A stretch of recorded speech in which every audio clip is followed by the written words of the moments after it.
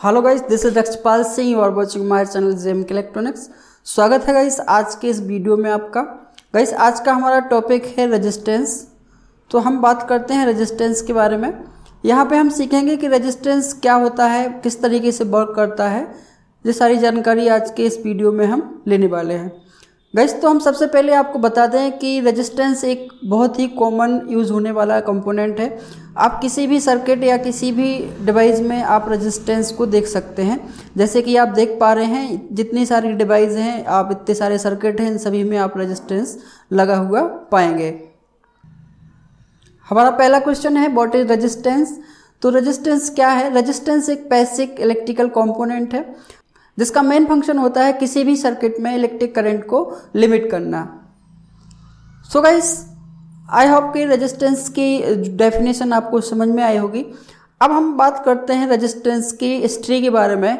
तो रेजिस्टेंस की जो हिस्ट्री है, 1827 में एक जर्मन साइंटिस्ट थे जिनका नाम था जॉर्ज साइमन ओम्स, जिन्होंने रेजिस्टेंस को इंट्रोड्यूस किया था।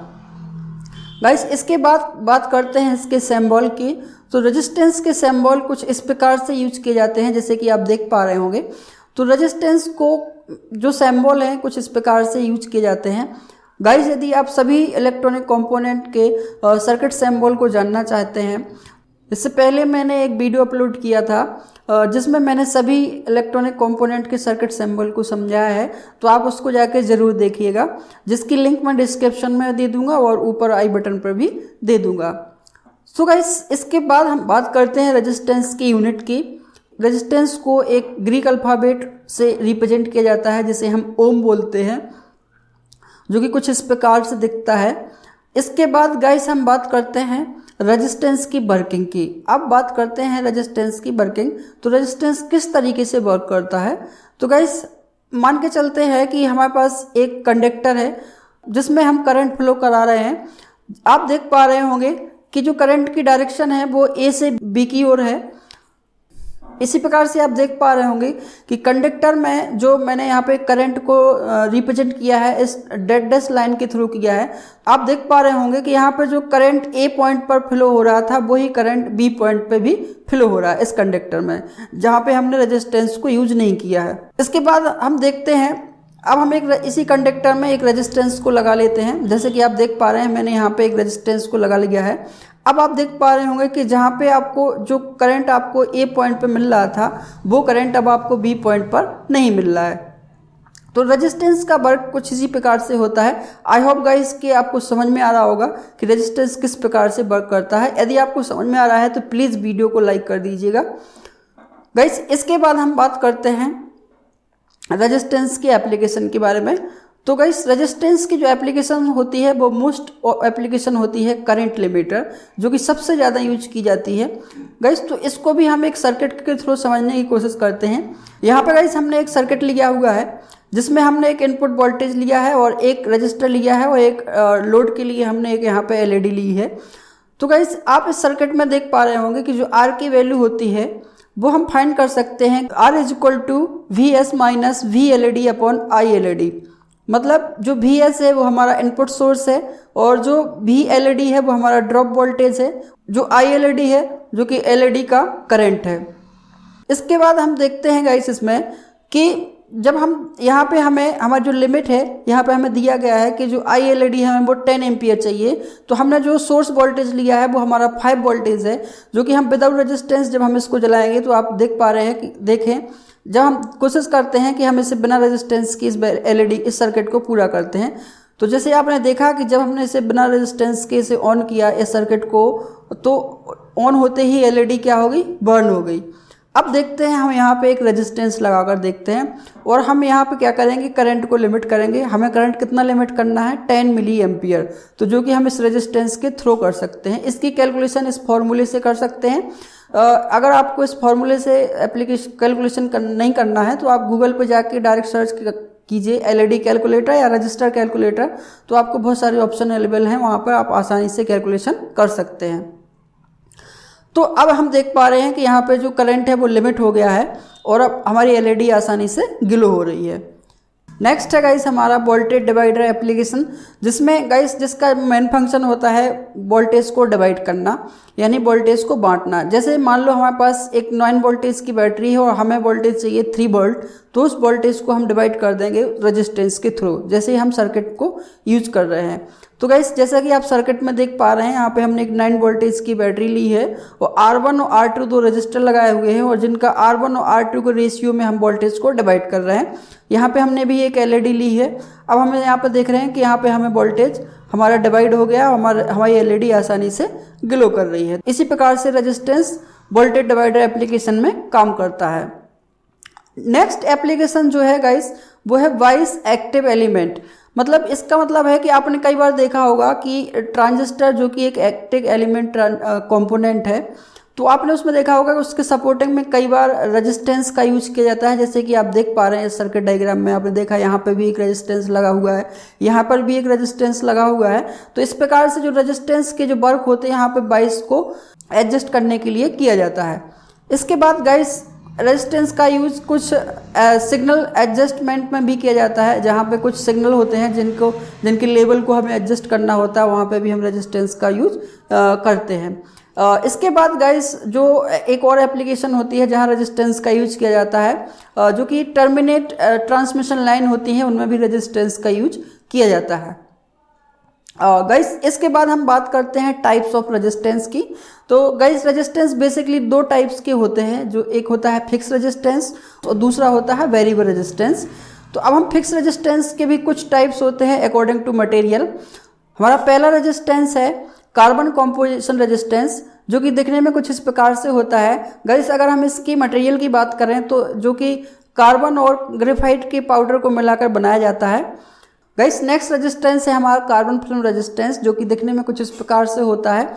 यह guys mostly light brown colour का होता है, जिसकी वैल्यू लगभग 1 ओम से लेके और 10 मेगा ओम्स तक होती है। इसके बाद गाइस हमारा है मेटल फिल्म रेजिस्टेंस, जो कि ज़्यादातर ब्लू कलर का रेजिस्टेंस होता है। जितने भी ब्लू कलर के रेजिस्टेंस होते हैं वो मेटल फिल्म रेजिस्टेंस होते हैं, जो कि दिखने में कुछ इस प्रकार से होते हैं। यह रेजिस्टेंस नाइक्रोम से बनाया जाता है। नेक्स्ट है हमारा मेटल ऑक्साइड फिल्म रेजिस्टेंस। यह रेजिस्टेंस वहाँ उस सर्किट में यूज किया जाता है जहाँ पे हाई करंट और हाई वोल्टेज फ्लो कराना होता है, वहाँ पर इस रेजिस्टेंस का यूज किया जाता है, जो कि दिखने में कुछ इस प्रकार से होते हैं। इसके बाद गाइस है हमारा वायर बाउंड रेजिस्टेंस, जो कि काफ़ी इंपॉर्टेंट रेजिस्टेंस है। यह रेजिस्टेंस दिखने में कुछ इस प्रकार से होता है। जितने भी टाइप के आप रेजिस्टेंस देख पा रहे हैं, यह सारे रेजिस्टेंस वायर बाउंड रेजिस्टेंस होते हैं, जो काफ़ी बड़े होते हैं दिखने में। इस रेजिस्टेंस की विशेषता होती है कि यह रेजिस्टेंस एक इंसुलेट रॉड के ऊपर एक प्रकार के रेजिस्टेंस वायर को लपेट कर उस बनाया जाता है, एक स्प्रिंग टाइप का लपेट कर उसके ऊपर बनाया जाता है। और इसके जो ऊपर की परत होती है वो ज़्यादातर चीनी मिट्टी की बनाई जाती है। और जो इसकी रेजिस्टेंस की जो वायर होती है वो ज़्यादातर टंगस्टन या नाइक्रोम धातु की बनाई जाती है। गाइस इस रेजिस्टेंस की खास विशेषता यह होती है कि यह रेजिस्टेंस काफ़ी हाई टेम्परेचर पर ईजिली वर्क करता है। यह 300 डिग्री सेल्सियस पर भी आराम से वर्क करता है। यह रेजिस्टेंस काफ़ी कॉस्टली होते हैं, जो कि इनकी जो वैल्यू होती है वो लगभग 0.1 ओम से लेकर 200 किलो ओम्स तक उपलब्ध होती है। इन रेजिस्टेंस की जो पावर होती है, जो कि 2 वाट से लेकर लगभग 100 वाट तक मार्केट में उपलब्ध होते हैं। गाइस यहाँ पे मैं एक चीज़ बता दूं आपको कि रेजिस्टेंस की एक स्टैंडर्ड वैल्यू होती है, जो कि उस वैल्यू के हिसाब से ही मिलता है। यदि आप उस पूरे स्टैंडर्ड वैल्यू के रेजिस्टेंस का चार्ट चाहते हैं तो उसकी PDF मैं अपनी वेबसाइट पर डाल दूंगा, जिसकी लिंक है www.jmkelectronics.com।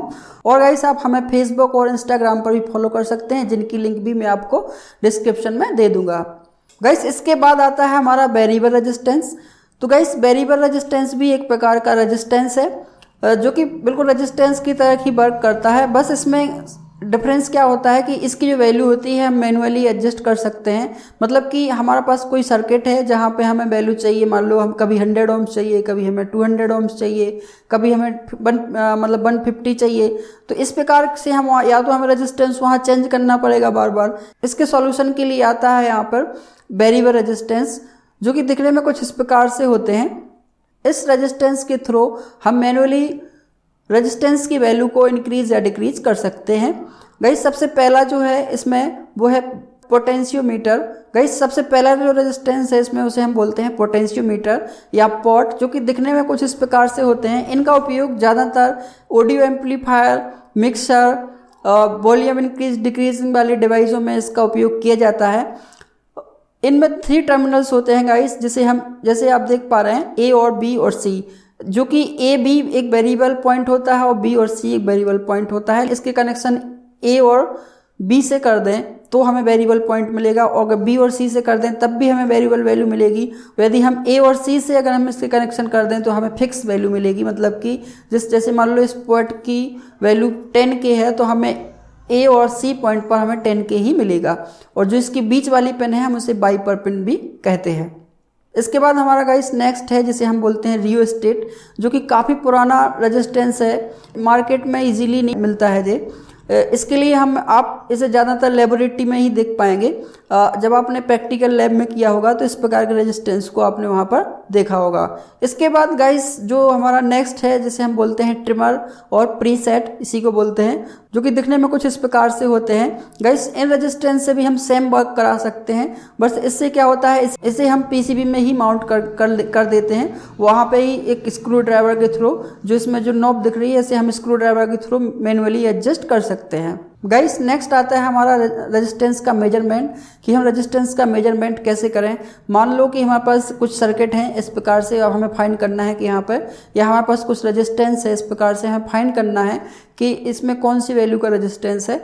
तो गाइस इसके 3 मेथड हैं जिसे हम रेजिस्टेंस को फाइंड कर सकते हैं। सबसे पहला मेथड है ओम मीटर, जो कि एक स्पेसिफिक मीटर होता है, जो कि काफ़ी कॉस्टली है यह मीटर, जिससे भी हम रेजिस्टेंस की वैल्यू फाइंड कर सकते हैं, जो कि, और दूसरा है जो कि सबसे इजी है और सबसे चीप मेथड है, जिसे हम बोलते हैं डिजिटल मल्टीमीटर। जी, यह डिजिटल मल्टीमीटर के थ्रू भी हम रेजिस्टेंस की वैल्यू फाइंड कर सकते हैं। तो चलो हम वैल्यू को फाइंड करके देखते हैं कैसे डिजिटल मल्टीमीटर से वैल्यू को फाइंड करते हैं।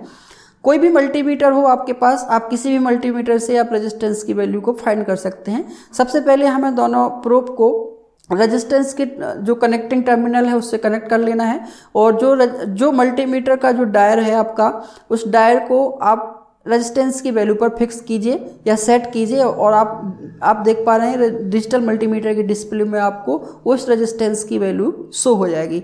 नेक्स्ट मेथड है जो कि है कलर कोडिंग।